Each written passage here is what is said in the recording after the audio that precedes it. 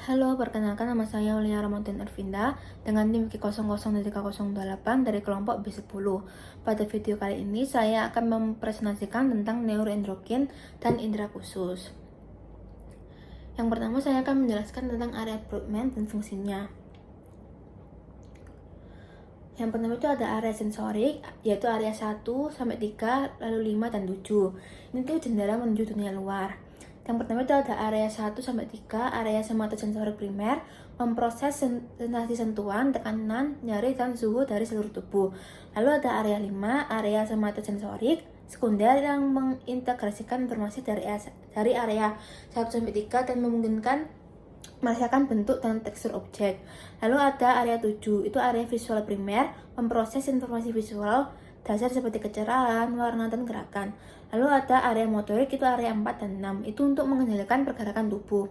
Nah, kalau yang area 4 itu area motorik primer, mengontrol pergerakan otot di sisi tubuh yang berlawanan. Sedangkan kalau area 6 itu area motorik sekunder, merencanakan dan mengkoordinasikan gerakan yang kompleks. Lalu yang ketiga itu ada area bahasa, yaitu ada area 22, 39, 40, 42, 44, 45, 47, dan 52. Itu untuk membangun jembatan komunikasi. Yang pertama itu ada area 22. Ini tuh area Wernicke yang bertanggung jawab untuk pemahaman bahasa dan kemampuan untuk menghasilkan makna dari kata-kata. Lalu ada area 39, area Broca. Ini tuh mengontrol produksi bahasa dan kemampuan untuk berbicara dengan lancar. Lalu ada area 40, area supramarginal terlibat dalam pemrosesan arti kata dan kemampuan untuk membaca. Lalu ada area 42 dan 44, itu area auditorik, memproses informasi pendengaran dan memungkinkan untuk memahami suara dan kata-kata. Lalu ada area 45, itu area Broca inferior, berperan dalam artikulasi dan melodi suara. Lalu ada area 47, itu area prefrontal inferior, terlibat dalam pemrosesan sintaks dan tata bahasa. Lalu ada area 52, itu area prefrontal dorsal, memungkinkan untuk merencanakan dan menghasilkan pidato yang kompleks. Lalu ada area asosiasi, itu ada area 8, 9, 10, 11, 14, 15, 16, 19, 21, dan 32. Itu untuk pusat integrasi yang tinggi. Nah, kalau yang area 8, 9, 10 itu area visual sekunder dan tersias, memproses informasi visual yang kompleks seperti wajah, objek, dan gerakan. Lalu area 11 itu area prefrontal dorsolateral, terlibat dalam perencanaan, pengambilan keputusan, dan kontrol perilaku.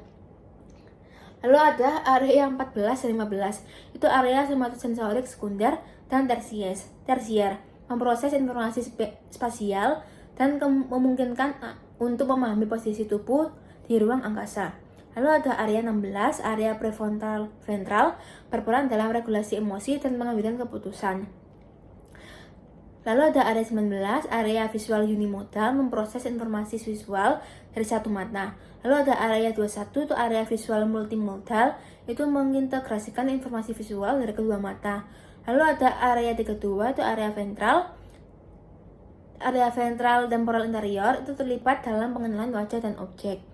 Lalu saya akan menjelaskan tentang anatomi tractus pyramidalis.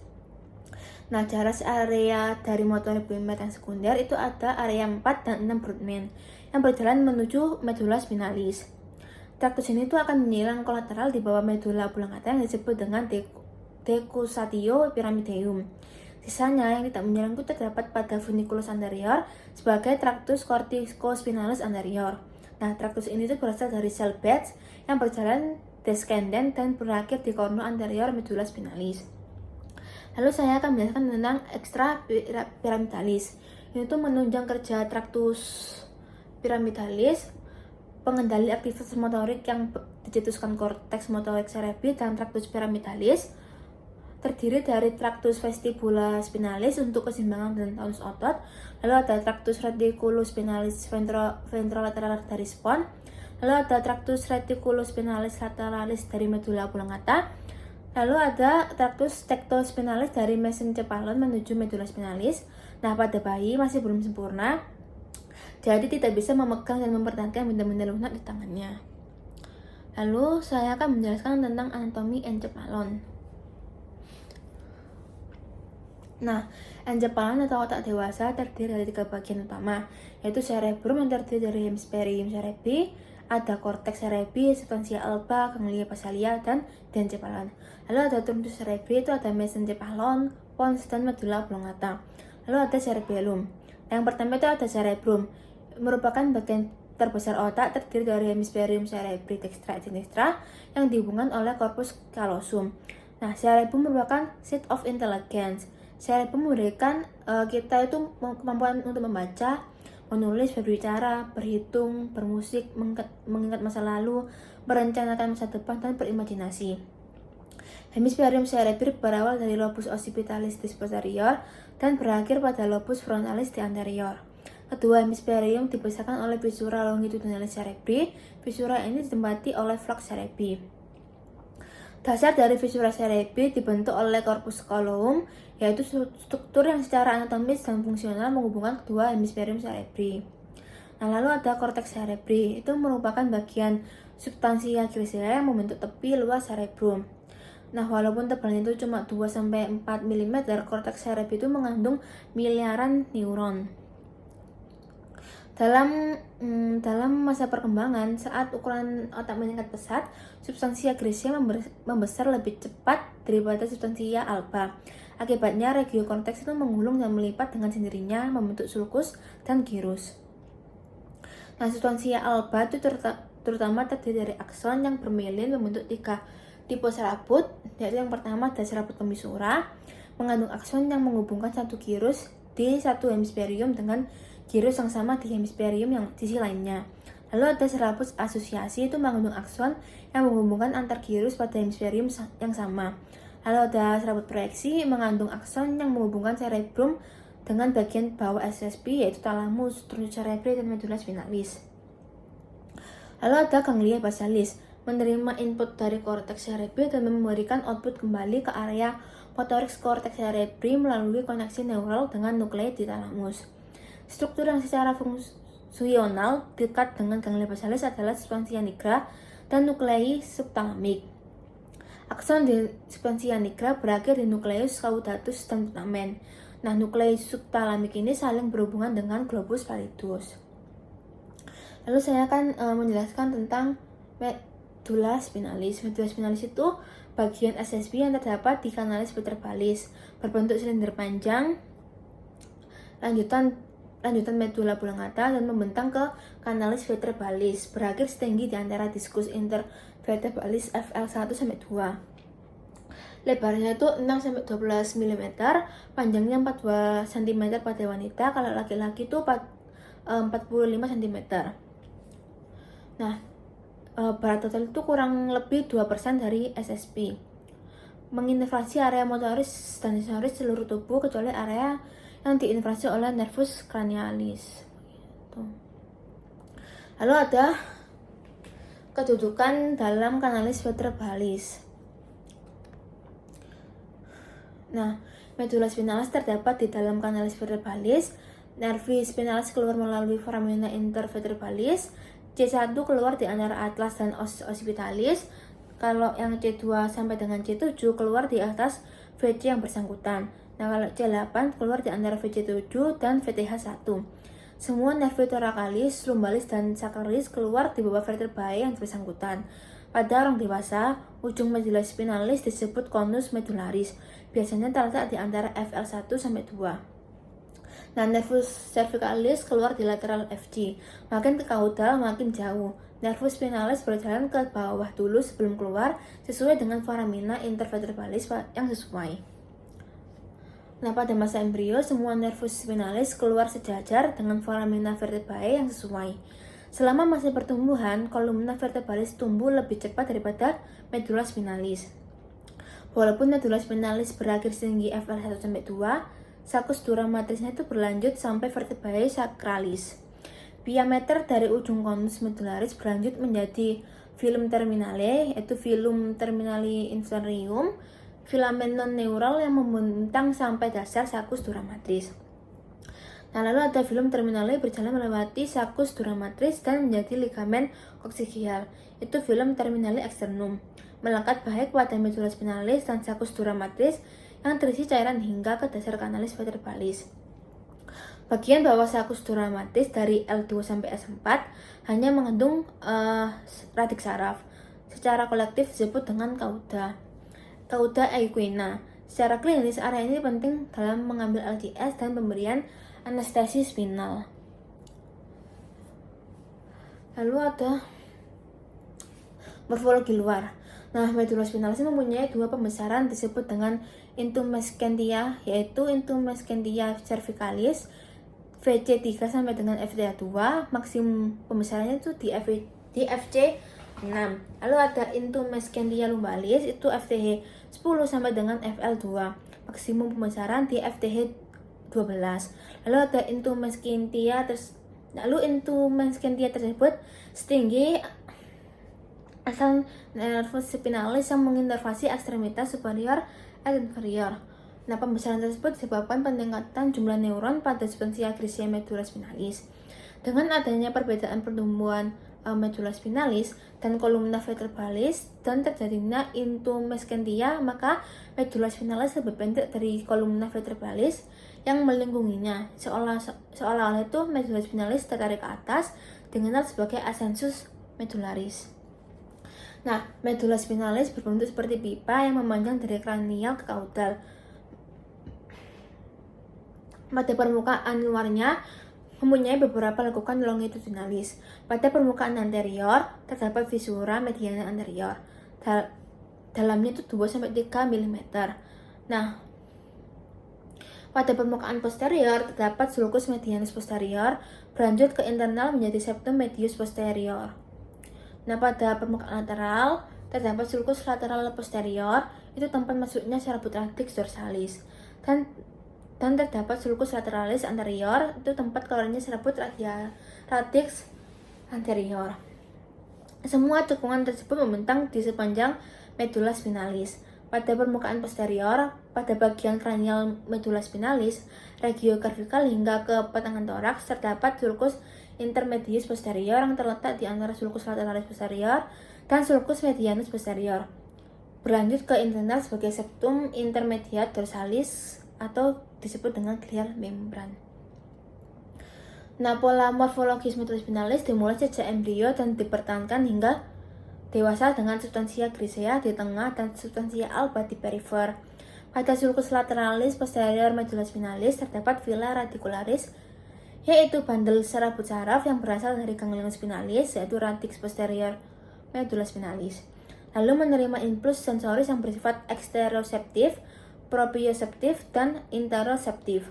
Pada sulcus lateralis anterior terdapat serabut yang mengelompok, yaitu radix anterior medula spinalis, membawa impuls motorik dan impuls saraf otonom yang badan selnya itu terdapat struktur internal medula spinalis. Kedua radikes, yaitu radix anterior dan posterior, akan bersatu membentuk nervus spinalis dan berjalan melalui foramen intervertebralis yang sesuai. Lalu ini ada struktur internal medula spinalis. Pada potongan melintang medula spinalis akan tampak struktur internal yang terdiri dari substansia grisea yang terletak di sebelah dalam berbentuk seperti huruf H, terletak di sentral medula spinalis, terus berbentuk semacam kubu-kubu yang sayapnya terbentang atau seperti huruf H. Bangunan ini tuh terlihat lebih gelap, keabu-abuan, dan didominasi sel-sel saraf, serabut saraf myelin, dan kaya vaskularisasi. Di tengahnya terdapat kanalis centralis. Penonjolan kaki substansia grisea ke arah posterolateralaris disebut dengan kolumna grisea posterior, dan ke arah anterolateralaris disebut dengan kolumna grisea anterior. Di antara penonjolan kedua kaki tersebut, penonjolan lainnya disebut dengan kolumna grisea lateralis. Dari semua kolumna ini, kalau dilihat secara transversal, membuat semacam tanduk disebut dengan cornu posterius, cornu lateralis, dan cornu anterius. Tidak semua segmen medula spinalis mempunyai kolumna grisea lateralis. Nah, lalu ada substansia alba. Itu terletak di sebelah luar, mengelilingi substansia grisea, terdiri terutama serabut saraf yang berjalan longitudinal, baik serabut ascendens maupun descendens. Pada potongan transversal medula spinalis, Substansia alba dibagi menjadi 3 bagian, yaitu funiculus anterior terletak di antara visura mediana anterior dan columna grigia anterior serta keluarnya radix anterior dari medulla spinalis. Lalu ada funiculus lateralis terletak di antara sulcus anterolateralis dan sulcus posterolateralis atau antara suatu garis tempat keluarnya radix anterior dan posterior. Lalu ada funiculus posterior terletak antara sulcus posterolaterales dan columna grigia posterior dengan sulcus medianus posterior. Nah, masing-masing terdapat sepasang. Pada ragio cervicalis dan thoracalis bagian atas dengan adanya sulcus intermedius posterior, funiculus dorsalis dibagi lagi menjadi fasciculus gracilis dan fasciculus cuneatus. Lalu fungsi medulla spinalis itu untuk menerima informasi dari tubuh dan mentransmisikan ke otak, lalu memberikan inervasi motorik, struktur somatik, dan visceral yang dikontrol oleh otak, lalu sebagai pusat refleks. Nah, lalu ada anatomi nervus cranialis.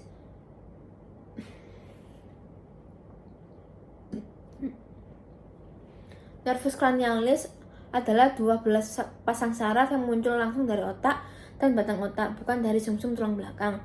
Setiap saraf kranial memiliki fungsi spesifik yang mencakup fungsi sensorik, yaitu terdiri dari penciuman, penglihatan, rasa, dan pendengaran.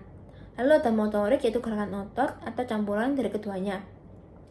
Berikut ini adalah deskripsi masing-masing saraf kranial anatomi dan tempat keluarnya. Yang pertama itu ada nervus olfactorius atau nervus 1, tempat keluarnya bulbus olfactorius. Lalu ada nervus opticum atau nervus 2, tempat keluarnya chiasma opticum. Lalu ada nervus oculomotoris atau nervus 3, yaitu tempat keluarnya fossa interpeduncularia. Lalu ada nervus trochlearis atau nervus 4, tempat keluarnya caudal colliculus inferior. Lalu ada nervus trigeminus, nervus 5, tempat keluarnya brachium pontis. Lalu ada nervus abducens, nervus 6, tempat keluarnya sulcus bulbopontinus. Lalu ada nervus facialis, nervus 7, dan nervus vestibuloclearis, nervus 8, tempat keluarnya angulus cerebellopontinus. Lalu ada nervus glossopharyngeus, nervus 9, nervus vagus, nervus 10, dan nervus accessorius, nervus 11, tempat keluarnya sulcus posterolateralis. Lalu ada circulus arteriosus bilisi. Nah, ini tuh cartes interna atau anterior bercabang menjadi arteri cerebri anterior dan arteri cerebri media. Dua arteri vertebralis posterior bersatu menjadi arteri basilaris, memvaskularisasi truntus cerebri, kemudian bercabang menjadi arteri cerebri posterior. Dua arteri cerebri anterior dihubungkan oleh arteri communicans anterior, arteri cerebri posterior, dan arteri cerebri media dihubungkan oleh arteri communicans posterior. Nah, lalu ada jalur penglihatan. Itu ada 6.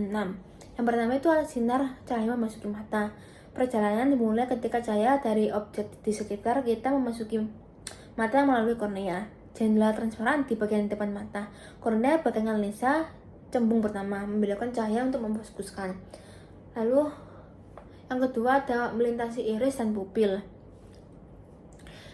Cahaya kemudian melewati iris, bagian berwarna pada mata yang dikendalikan oleh pupil. Lubang bundar di tengahnya. Pupil itu bagian diafragma kamera mengatur jumlah cahaya yang masuk dengan mengecil atau membesar. Lalu yang ketiga itu pembentukan oleh lensa.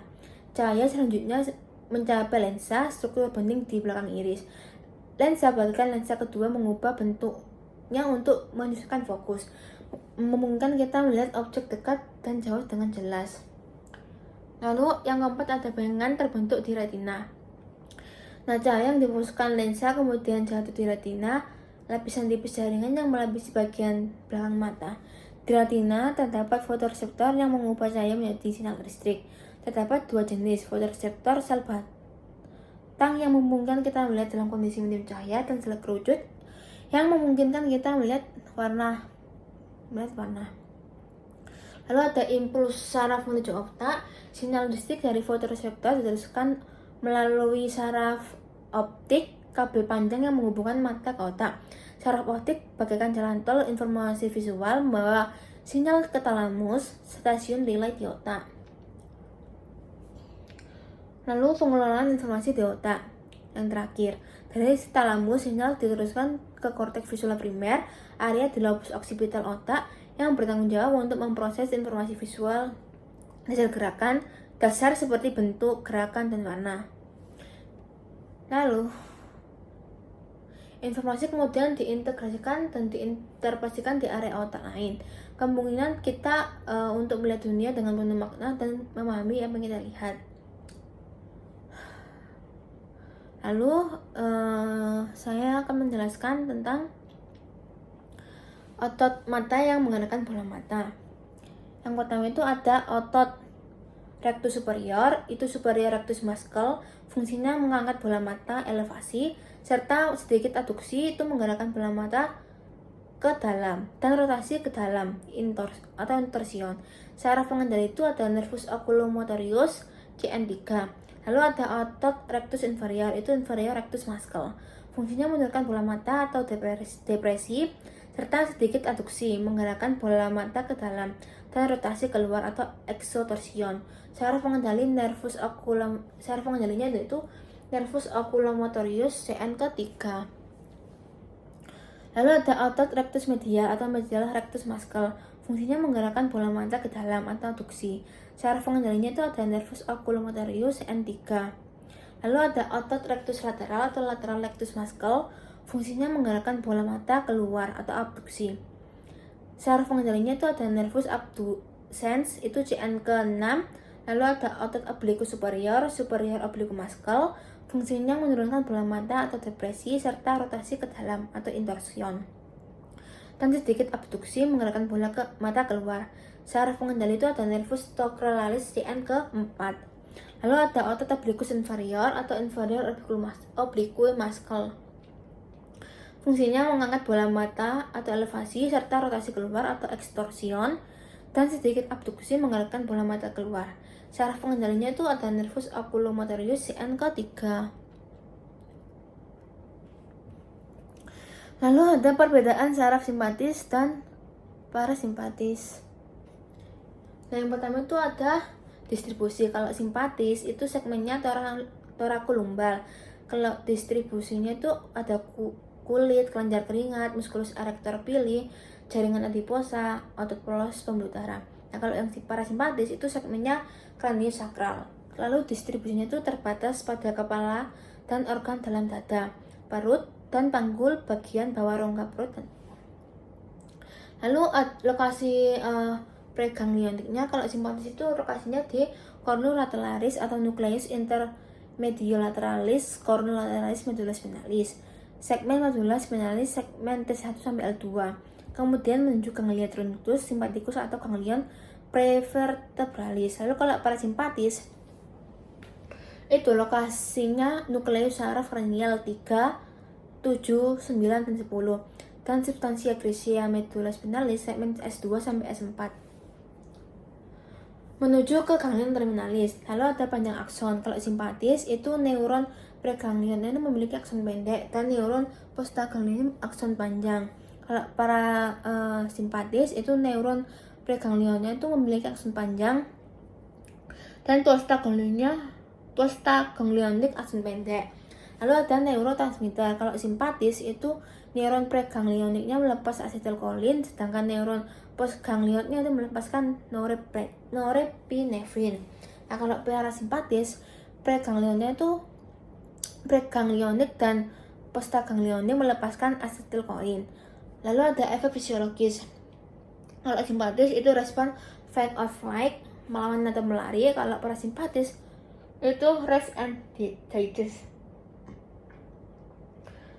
dan red and take up. Nah, lalu ini ada modalitas saraf kranial. Nah, saraf kranial itu bagaikan duta besar yang membawa pesan penting antara otak dan berbagai bagian tubuh di area kepala dan leher. Ada 12 pasang saraf kranial yang unik, masing-masing dengan peran dan fungsinya yang berbeda.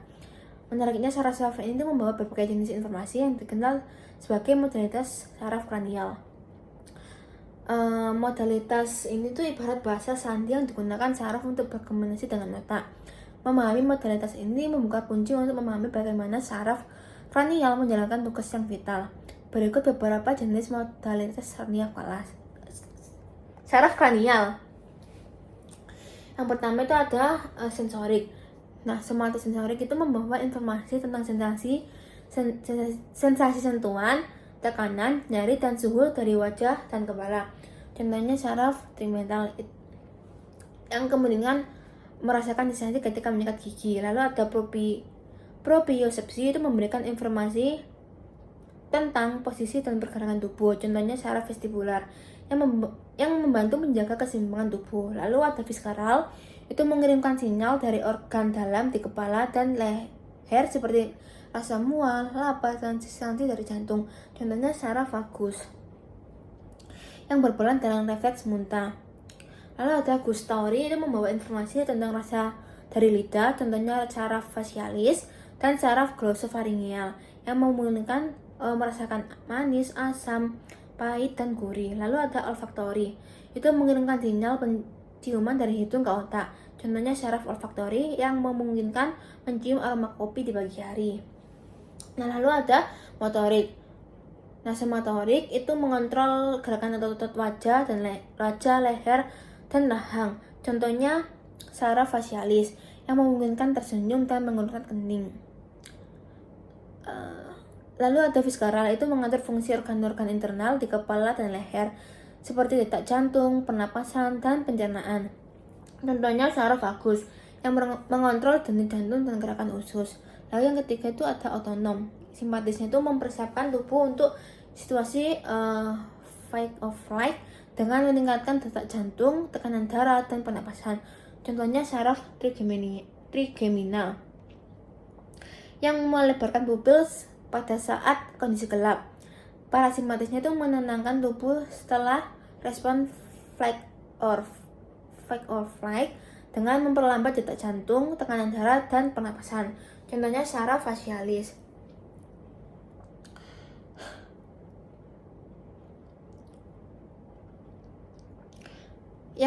Contohnya saraf facialis yang memperlambat kelenjar air mata saat tidak menangis. Sekian presentasi dari saya. Terima kasih.